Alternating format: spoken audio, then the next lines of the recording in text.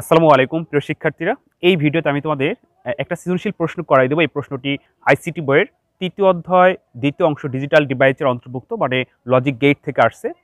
তো তোমাদের অনেকেরই পরীক্ষা চলতেছে, তো পরীক্ষা সামনে করে আমি চাচ্ছি যে কন্টিনিউ কিছু কিছু সৃজনশীল প্রশ্ন যেটা তোমাদের সর্বাধিক কমন উপযোগী, অর্থাৎ বেশি যেগুলো পরীক্ষা এসে থাকে, তো এই ধরনের কিছু সৃজনশীল প্রশ্নের উত্তর আমি তোমাদেরকে করাই দেবো। কারণ হচ্ছে দেখা যাচ্ছে যে তোমরা অঙ্ক পারো, মানে সরল পারো, সত্যক সারণী পারো, বাস্তবায়ন পারো, কিন্তু দেখা যাচ্ছে যে কিভাবে সৃজনশীল প্রশ্নতে আসবে এবং সেটা বুঝে তুমি কিভাবে উত্তর করবে এটা কিন্তু অনেকেই বোঝে না। তো আমি চাচ্ছি যে তোমাদের যেহেতু পরীক্ষা সামনে, অনেক অনেক জায়গায় নির্বাচনী পরীক্ষা, ষান্মাসিক পরীক্ষা শুরু হয়ে গেছে, ইয়ার ফাইনাল পরীক্ষা শুরু হয়ে গেছে। তো চাচ্ছি যে এই পরীক্ষা কেন্দ্রিক সময়ে আমি কন্টিনিউ আমার এই চ্যানেলে শুধু সৃজনশীল প্রশ্ন উত্তর করাবো। যেমন এখন আমি তোমাদের ডিজিটাল ডিভাইস থেকে করাচ্ছি, লজিক গেট থেকে, এরপর সংখ্যা পদ্ধতি বা অনন্য অধ্যায় থেকেও কন্টিনিউ সৃজনশীল প্রশ্ন উত্তর করাবো। তো প্রিয় শিক্ষার্থীরা, যেই এই কথাটি বললাম যে আজকের ভিডিওতে আমরা একটা সৃজনশীল প্রশ্ন শিখবো, এই প্রশ্নটি বরিশাল বোর্ড 2016 সালে আসছিল। খুবই সহজ করে আমি তোমাদেরকে বুঝাবো, আশা করি সম্পূর্ণ ভিডিওটি দেখলে এই সৃজনশীলটা তো পারবেই, বরঞ্চ যদি এই উদ্দীপকটা দিয়ে অন্যভাবে প্রশ্ন সাজায় তাও কিন্তু তোমরা পারবে। তো দেখো, এখানে একটা উদ্দীপক লেখা আছে এফ সমান সমান A not B plus B not C, just এইটুকুকে কেন্দ্র করে একটা প্রশ্ন সাজানো হয়েছে।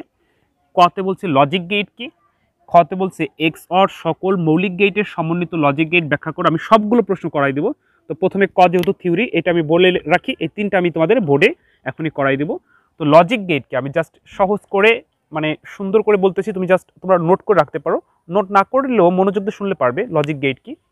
ধরো, লজিক শব্দের অর্থ কি? লজিক শব্দের অর্থ হচ্ছে কি? যুক্তি। আমরা বলি না এই লজিক দিয়ে কথা বলো, তো লজিক শব্দের অর্থ হচ্ছে যুক্তি। আচ্ছা, গেট শব্দের অর্থ কি? গেট শব্দ আমরা বলি যে এই বাসার গেটটা লাগাও, তাহলে গেট শব্দের অর্থ হচ্ছে, গেট ইংরেজি শব্দ, এর অর্থ হচ্ছে কি? দরজা। তাহলে আবিধানিক অর্থে লজিক গেটের অর্থ দাঁড়ালো যুক্তির দরজা। তাহলে যুক্তির দরজা কি? ব্যাপারটা হচ্ছে এরকম যে ধরো তুমি একটা সুইচের নিচে অন লিখলা, উপরে শূন্য লিখলা, তো যখন নিচে চাপ দাও তখন ওই লাইট বা ফ্যানটা চালু হয়, যখন উপরে শূন্যতে তুমি চাপ দাও তখন কি? বন্ধ হয়ে যায়। এটাই হচ্ছে একটা যুক্তির দরজা। তো লজিক গেট কি? যদি তুমি যুক্তির দরজা বলো তাহলে তো প্রশ্ন হলো না, তো সুন্দর করে একটু সাজাই লিখতে হবে। আমি বলতেছি, তোমরা জাস্ট একবার মনোযোগ দিয়ে শুনলেই পারবে উত্তর। যে ডিজিটাল সার্কিট, যে ডিজিটাল সার্কিট যুক্তিমূলক সংকেত প্রবাহ নিয়ন্ত্রণ করে, মানে যুক্তিমূলক সংকেত প্রবাহ নিয়ন্ত্রণ করে, তাকে লজিক গেট বলে। আবার বলছি, যে ডিজিটাল সার্কিট যুক্তিমূলক সংকেত প্রবাহ নিয়ন্ত্রণ করে তাকে লজিক গেট বলে। ক হয়ে গেল। খতে বলছে এক্স অর সকল মৌলিক গেটের সমন্বিত লজিক গেট ব্যাখ্যা করো। তো আমি তোমাদের এখন খ করাই দেব। দেখো, আমি এখানেই ছোট করে করি। ধরো, খর উত্তর বলছে এক্স অর সকল মৌলিক গেটের সমন্বিত লজিক গেট ব্যাখ্যা করো। আমরা লিখব এক্স অর গেট হচ্ছে বিশেষ গেট। এক্স অর গেট তৈরি করতে সকল মৌলিক গেটের প্রয়োজন নিচে দেখানো হলো। তো দেখো, এটি হচ্ছে এক্স অর গেটের প্রতীক, অর্থাৎ এ এবং বি ইনপুট হলে আউটপুট ওয়াই সমান সমান A XOR B oblique A not B plus A B not, অর্থাৎ এ জর বি সমান A not B plus A B not লেখা যায়। যদি তোমরা প্রশ্ন করো স্যার এটা কিভাবে পেলেন, এটা আমরা সত্যক সারণী হতে পাই, অর্থাৎ সত্যক সারণী বিশ্লেষণ করলে এই সমীকরণটা বের হবে A not B plus A B not. তো A not B plus A B not, এই সমীকরণটা তৈরি করতে সকল মৌলিক গেটের প্রয়োজন হবে। কেন? এখানে এ নট আছে, নট গেট লাগবে, এ নট বি গুণ আকারে আছে, এ বি নট গুণ আকারে আছে, তো গুণ করা হচ্ছে অ্যান্ড গেট লাগবে, এবং এই অংশটা এবং এই অংশটা অর্থাৎ A not B plus A B not যোগ আছে, তো যোগ করতে অর গেট লাগবে। তাহলে A not B and gate, not গেটের জন্য নট গেট, আর যোগ করার জন্য অর গেট। তাহলে কি? তিনটা গেট প্রয়োজন হচ্ছে, আর এই তিনটা গেটই হচ্ছে কি? মৌলিক গেট। আমরা জানি মৌলিক গেট হচ্ছে তিনটি, অ্যান্ড অর নট, অর্থাৎ এই সমীকরণটা লজিক চিত্র অঙ্কন করতে, লজিক গেট তৈরি করতে সকল মৌলিক গেটের প্রয়োজন। এজন্যই খতে বলছে এক্স অর সকল মৌলিক গেটের সমন্বিত লজিক গেট ব্যাখ্যা করো। তাহলে আমরা লিখব যে এক্স অর হচ্ছে বিশেষ গেট, এক্স অর নিচে এক্স অর এর প্রতীক আউটপুট দেখানো হলো। এবার লিখব এক্স অর এর আউটপুটের সমীকরণটি তৈরি করতে সকল মৌলিক গেটের প্রয়োজন নিচে দেখানো হলো। এবার আমরা নিচে দেখিয়ে দেবো। দেখো, এখানে দুইটা ইনপুট আছে, আমরা ঠিক দুইটা ইনপুট দিব, এ এবং বি। এ নট আছে, আমরা এর থেকে নট বের করব, বি আছে, শুধু বি যাবে, তাহলে গুণ আছে, গুণ হয় অ্যান্ড গেট, পেয়ে গেলাম এ নট বি। এবার বের করব এ বি নট, তো এরপর নট নেই, শুধু এ যাবে। বির পর নট আছে, বির থেকে নট গেট দিয়ে বি নট বের করব। এখন আমরা পেয়ে যাব এ বি নট। এই অংশ এবং এই অংশ যোগ আছে, যোগ করে অর গেট হচ্ছে চাঁদা আকৃতি, আমরা পেয়ে গেলাম। তাহলে এখানে ওয়াই সমান সমান কি হচ্ছে, A not B plus A B not, অর্থাৎ এই এক্স অর এর আউটপুটটি সমীকরণ থেকে লজিক চিত্র তৈরি করতে সকল মৌলিক গেটের প্রয়োজন হয়েছে। তুমি একটু এখানে মৌলিক গেট উপরে দেখাই দিতে পারো যে মৌলিক গেট হচ্ছে তিনটি, not gate, and gate, or gate. তো প্রিয় শিক্ষার্থীবৃন্দ, জাস্ট এভাবে তুমি একটু সাজিয়ে সুন্দর করে লিখলে কিন্তু 2 পাবে যে এক্স অর তৈরি করতে সকল মৌলিক গেটের প্রয়োজন, আমরা কিন্তু দেখিয়ে দিলাম। তো এটা আমাদের খ হয়ে গেল। এখন গতে বলছে উদ্দীপকের ফাংশনটির লজিক চিত্র আঁকো এবং ব্যাখ্যা করো। এটা আরও সহজ, মানে ঠিক এখানে যেমন আমরা এইটা দেখে দেখে অঙ্কন করে দিলাম, এবার এইটা না, এফ সমান সমান অর্থাৎ এই সমীকরণটা দেখে দেখে আমরা ঠিক এরকম লজিক চিত্র অঙ্কন করব, আর তুমি 3 এ 3 অর্জন করতে পারবে। তো বলছিলাম যে এই উদ্দীপকটা দিয়ে যদি আরও বিভিন্নভাবে প্রশ্ন সাজিয়ে দিত তাও কিন্তু তোমরা পারতে। তো দেখো আমি তোমাদের এবার গ করিয়ে দিব, গ শেষ করে ঘ বুঝিয়ে দিব। তো গতে বলছে যে উদ্দীপকের ফাংশনটির লজিক চিত্র আঁকো এবং ব্যাখ্যা করো। তো আমরা গ উত্তর লিখি, লিখবো উদ্দীপকের ফাংশনটির লজিক চিত্র অঙ্কন করা হলো এবং ব্যাখ্যা করা হলো। তা দেখো যে আমরা লিখবো এফ সমান সমান কি আছে, A not B plus B not C. F সমান সমান A not B plus B not C, এটাকে এখন লজিক চিত্র অঙ্কন করবো। এখানে আমরা 3টা ইনপুট দেখতে পাচ্ছি, অর্থাৎ 3টা রশ্মি হবে। যদি 2টা ইনপুট থাকতো 2টা রশ্মি হতো। তো এ বি সি, প্রথমে দেখতেছি এ নট আছে, এর থেকে এ নট বের করব। বি আছে, শুধু বি যাবে। এ নট বি গুণ আছে, গুণ হয় অ্যান্ড গেট হচ্ছে ডির মতো, পেয়ে গেলাম এ নট বি। এবার বের করব বি নট সি, কিন্তু আমরা দেখতেছি বির উপরে নট আছে, তাহলে বি থেকে আগে নট গেট দিয়ে বি নটটা তৈরি করে নিব। এটা পেয়ে গেলাম বি নট, এটা পেয়ে গেলাম কি এ নট, উপরে পেয়েছিলাম, যাও। এরপর শুধু সি আছে, সি থেকে যাবে। এখন বি নট সি গুণ আছে, তা গুণ করে কোন গেট, অ্যান্ড গেট কেমন, ডির মতো, তাহলে পেয়ে গেলাম হচ্ছে বি নট সি। এই অংশ আর এই অংশ বের করে ফেললাম। এখন আমরা দেখতেছি A not B plus B not C, অর্থাৎ এই অংশ আর এই অংশ যোগ আছে, যোগ করে হচ্ছে অর গেট দেখতে কেমন, চাঁদা আকৃতি, আমরা এফ এর মান পেয়ে গেলাম। এফ সমান সমান A not B plus B not C, এটা হচ্ছে লজিক চিত্র অঙ্কন হয়ে গেল। এখন তুমি একটু নিচে ব্যাখ্যা করবা যে এফ সমান সমান A not B plus B not C তৈরি করতে আমাদের মৌলিক গেট, সকল মৌলিক গেট প্রয়োজন হয়েছে, অর্থাৎ নট গেট লেগেছে, অ্যান্ড গেট, অর গেট। এভাবে তুমি সুন্দর করে করে একটু সাজিয়ে একটু ব্যাখ্যা দিলেই কিন্তু তুমি 3 এ 3 পেয়ে যাচ্ছ। আচ্ছা, এবার আমি তোমাদের গহ করিয়ে দেব। গহতে বলছে উদ্দীপকের ফাংশনটি কি শুধু ন্যান্ড গেটের সাহায্যে বাস্তবায়ন করা সম্ভব? তো অবশ্যই ন্যান্ড গেটের সাহায্যে বাস্তবায়ন করা সম্ভব। কেন? ন্যান্ড গেট হচ্ছে সার্বজনীন গেট, অর্থাৎ ন্যান্ড গেট দিয়ে সকল গেট বাস্তবায়ন করা যায়। এবার এই প্রশ্নটা কিভাবে লিখবে আমি সেইভাবে বলি, হ্যাঁ, তোমরা মনোযোগ দিয়ে শোনো। উত্তর, উদ্দীপকের ফাংশনটি ন্যান্ড গেট দিয়ে বাস্তবায়ন করা সম্ভব। দাঁড়িয়ে মানে ফার্স্টেই তুমি সম্ভব বলে দেবা, যাতে স্যার খাতা দেখে বুঝতে পারে যে তুমি প্রশ্নটি বুঝতে পারছো। তো প্রথমে লিখবো উদ্দীপকের ফাংশনটি ন্যান্ড গেট দিয়ে বাস্তবায়ন করা সম্ভব, কারণ ন্যান্ড গেট হচ্ছে সার্বজনীন গেট। আমরা জানি সার্বজনীন গেট বলতে বোঝায় যে গেট দিয়ে সকল গেট বাস্তবায়ন করা সম্ভব। অতএব ন্যান্ড গেট দিয়ে উদ্দীপকের ফাংশনটি বাস্তবায়ন করা যাবে, নিচে দেখানো হলো। এই জাস্ট 3টা লাইন তুমি উপরে লিখবা, তারপর বাস্তবায়ন করে দেখাবা। তো আমি এখন তোমাদের বাস্তবায়ন করে দেখাচ্ছি যে কিভাবে উদ্দীপকের ফাংশনটি ন্যান্ড গেট দিয়ে বাস্তবায়ন করে। আশা করি তোমরা সম্পূর্ণ ভিডিওটি দেখলে অবশ্যই এই সৃজনশীলটা পারবে, এবং এই সৃজনশীল দিয়ে আরও কিভাবে প্রশ্ন আসতে পারে সেটা আমি লাস্টে দেখাই দিব।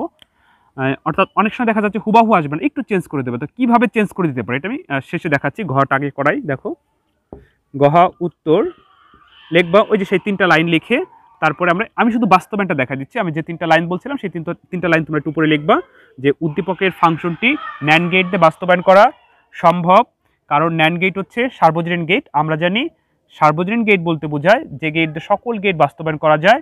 অতএব উদ্দীপকের ফাংশনটি ন্যান্ড গেট দিয়ে বাস্তবায়ন করা যাবে, নিচে দেখানো হলো। নিচে দেখানো হলো বলে এখন বাস্তবায়ন করে দেবো।